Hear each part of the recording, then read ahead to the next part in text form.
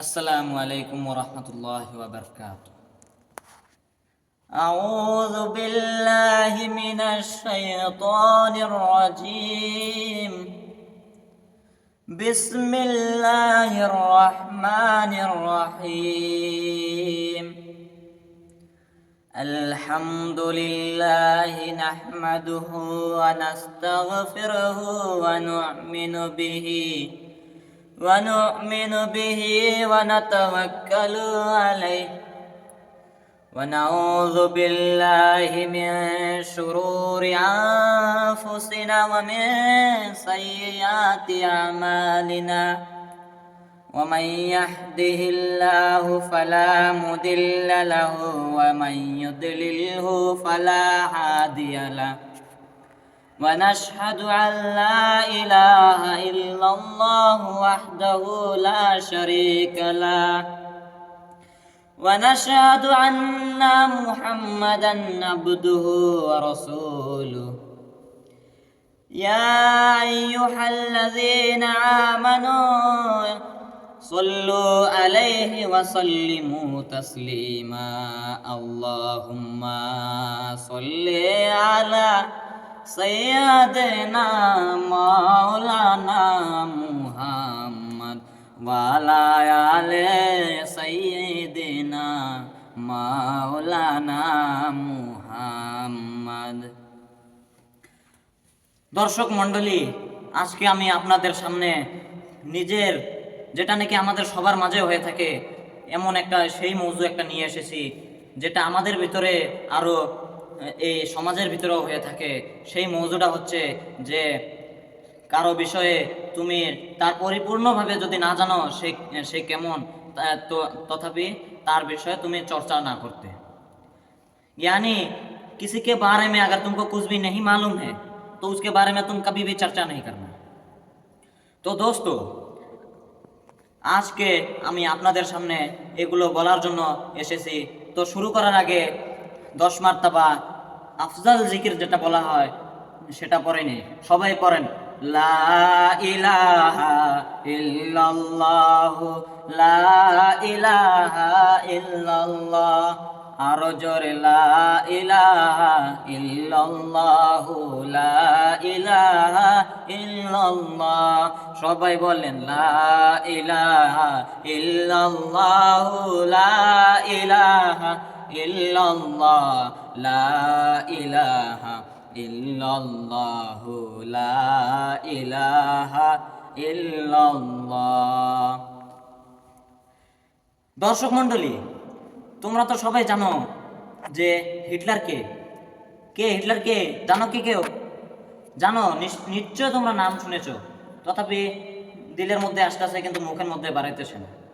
সে কে? সে একজন মাঝি যে নাকি নৌকা চালায় না? সে একজন মুচি যে নাকি পাওয়ার স্যান্ডেল সাফ করে না?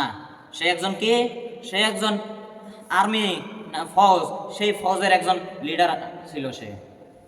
তো বর্তমান জামানা তো তোমরা জানো ডিজিটাল হয়ে গেছে। এই ডিজিটাল জামানা সবাইকে ধ্বংস করতেছে, আরো সবাইকে একদিক দিয়ে ভালো করতেছে। বর্তমানের ছেলেরা বলে হ্যালো হাই, বিদায়ের সময় বলে টাটা গুড বাই, বলে কিনা? বলে। দর্শক মণ্ডলী, তোমরা সেই হিটলারের নাম তো শুনেছো, আগে না শুনে থাকলেও তো এখন শুনেছো। সেই হিটলার কি করতো?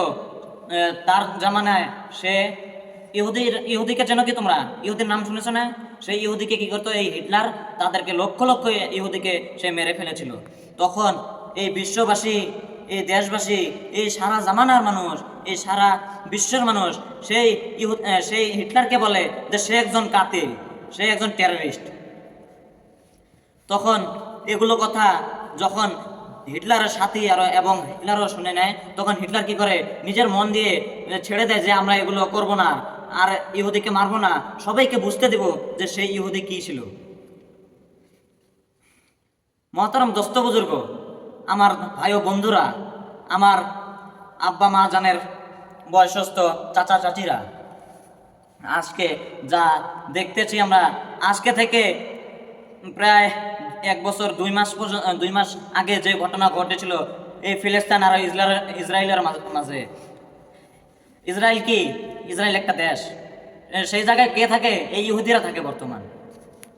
কয় 1 বছর 2 মাস আগে কি হয়েছিল? এই ইহুদিরা 5,000 থেকে অধিক, 5,000 থেকে বেশি বম আমাদের মুসলমান ভাই ফিলিস্তিন নাকি যেখানে থাকে সেখানে ফেলেছিল। এই 1 বছর 2 মাস আগে, তার কত কত বছর আগে কি করেছিল? এই যখন মেরেছিল এই ইহুদিকে মেরেছিল হিটলার, তখন যেগুলো ইহুদিকে ছেড়ে দিয়েছিল, তখন সেই ইহুদিরা বলে যে আমাদেরকে হিটলার মেরে ফেলবে, তখন আমরা কি করি? আমরা এই দেশ থেকে চলে যাই, অন্য দেশে যাব। তখন অন্য দেশে যায়, অন্য দেশে যায়, অনেক দেশে গেল, যায় বলে কি আমাদেরকে তোমরা থাকতে দাও। তখন সেই সারা বিশ্বের মানুষে বলে তোমাদেরকে আমরা এখানে জায়গা দিব না। তখন উপায় না পেয়ে সেই ইহুদি গেল ফিলিস্তিনের কাছে।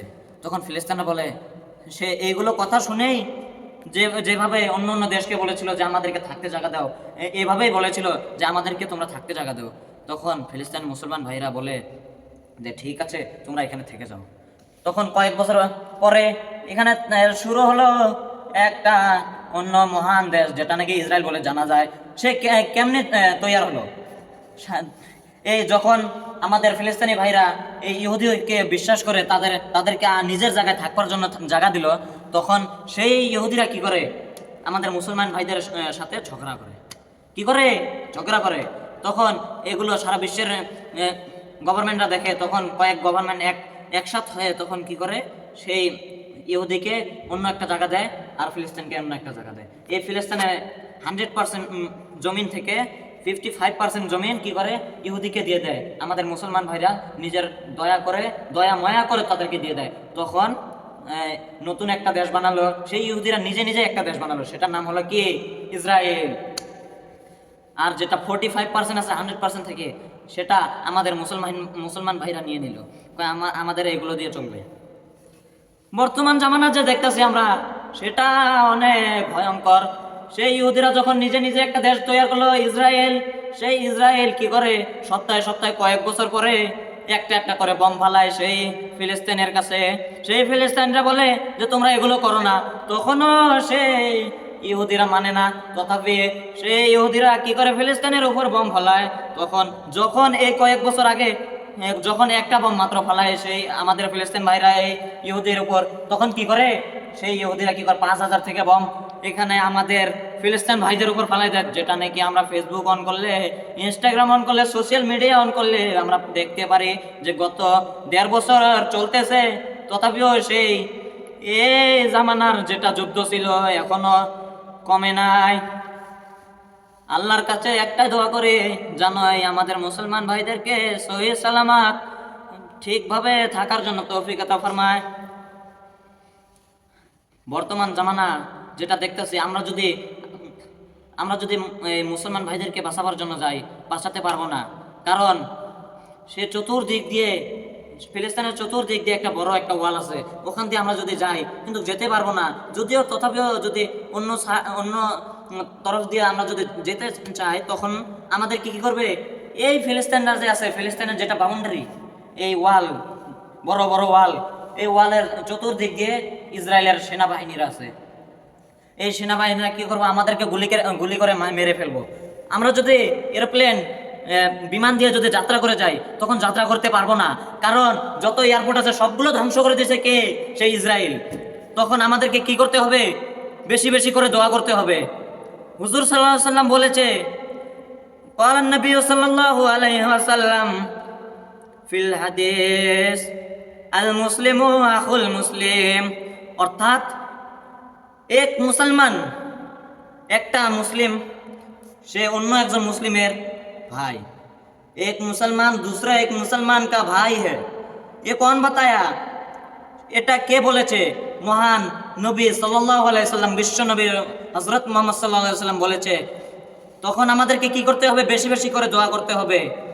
দোয়া যদি না করে, তার বাইরে আমরা কিচ্ছু করতে পারবো না। এই দোয়া দিয়ে হলো সবকিছু।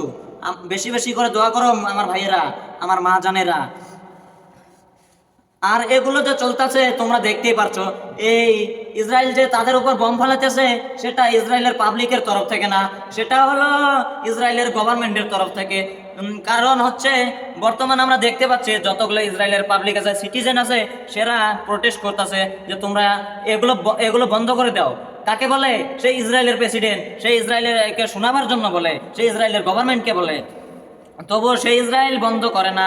তো আমাদের মুসলমান ভাইরা 100% থেকে 90% বেশি সে ইন্তেকালে এই দুনিয়া থেকে শহীদ হয়ে গেছে। আমার ভাই ও বন্ধুরা, তোমরা এগুলো দেখে কি করে বসে আছো? তোমাদেরকে আল্লাহ যে এত সুখ দিয়েছে, এত রেহনমাই করেছে, কিন্তু তোমরা কিচ্ছুই আল্লাহর শুকর আদায় করো না। কিসের জন্য করো না? গফলতের জন্য করো না। সবাই একবার বলেন আলহামদুলিল্লাহ, আরো জোরে আলহামদুলিল্লাহ। এই আল্লাহ, তুমি এই মুসলমান ভাই যেগুলো বেঁচে আছে তাদেরকে তুমি রক্ষা করো আল্লাহ। আর এই ইসরায়েল যে এত যুদ্ধ করতেছে আমাদের ফিলিস্তিনের সঙ্গে, এগুলো কিসের জন্য করতেছে? কিসের জন্য? কেউ বলতে পারবেন নাকি? সেটা কিসের জন্য? মসজিদুল আকসার জন্য, যেখানে নাকি আমাদের যত নবী আছে সব নবী একসাথে একদিন নামাজ পড়েছিল। আর আমার হযরত মুহাম্মদ সাল্লাল্লাহু আলাইহি সাল্লাম মক্কা থেকে সেই ফিলিস্তিনের মসজিদুল আকসার মধ্যে যায়। আকসার মধ্যে যাওয়ার পাশে সেখান থেকে মেরাজের রাস্তা তৈরি করে নেয়। সেই একদিনের ভিতরে, এক রাতের ভিতরে মেরাজে যায় 5 ওয়াক্ত নামাজ আমাদের জন্য ফরজ করে নিয়ে আসে। সবাই বলেন সুবহানাল্লাহ। আর এই মেরাজের সওয়াব যেটা এই 5 ওয়াক্ত নামাজ করে যে নিয়ে এসেছে, সেই 5 ওয়াক্ত নামাজ আমরা পড়ি না। কিসের জন্য পড়ি না? আমাদেরকে শয়তান ধোঁকা দিতেছে। এই শয়তানের থেকে বাঁচার জন্য কে? আল্লাহ আমাদেরকে শক্তি দিয়েছে, কিন্তু আমরা সঠিকভাবে সেই শক্তি আমরা কি করি না? ইস্তেমাল করি না। সেই শক্তি যদি আমরা ইস্তেমাল করি, জরুর আমাদেরকে আল্লাহ তাআলা জান্নাতে দিবে, কিন্তু আমরা সেই শক্তি আমরা ইস্তেমাল করি না। আর সেই শক্তি যদি ইস্তেমাল না করি, আমরা যদি নামাজ না পড়ি, তাহলে আমাদেরকে কি করবে? জাহান্নামে ফেলে দিবে। সেই জাহান্নামের যেটা আগুন, সেটা যত বড়, যেটা ভয়ঙ্কর, তোমরা একমাত্র দেখলে সেখানে মাথা ঘুরে পড়ে যাবা। জোরে বলুন নাউজুবিল্লাহ। সেই জাহান্নামের একটা মাত্র সাপ সে যদি একবার ফু দেয়, এবা করে যদি দেয়, তাহলে কি হবে? এই সারা বিশ্বের যত হারিয়ালি আছে, যত সেউজিয়া কাল আছে, সবগুলো মিটে যাবে এই দুনিয়া থেকে। আর যদি এগুলো মিটে যায়, এই সবুজ রং যদি মিটে যায়, তা আমরা বেঁচে থাকবো কেমন করে? জোরে বলুন নাউজুবিল্লাহ।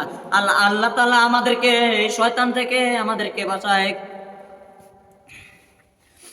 আল্লাহ তুমি এই মুসলমান ভাইদেরকে, ফিলিস্তিনি ভাইদেরকে তুমি বাঁচাও। কারণ সে না খেয়ে না দে কিছু না করে, তাও তবুও তোমার আল্লাহ তোমার নাম জিকির করতেছে। এ আল্লাহ, তুমি আমাদেরকে বাঁচাও।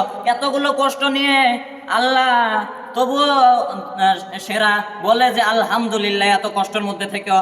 আর আমরা এত সুখের মধ্যে আছি, তবুও বলি না আলহামদুলিল্লাহ। আমিন। ওয়া আখিরু দাওয়ানা আলহামদুলিল্লাহি রাব্বিল আলামিন। আসসালামু আলাইকুম ওয়া রাহমাতুল্লাহি ওয়া বারাকাতুহু।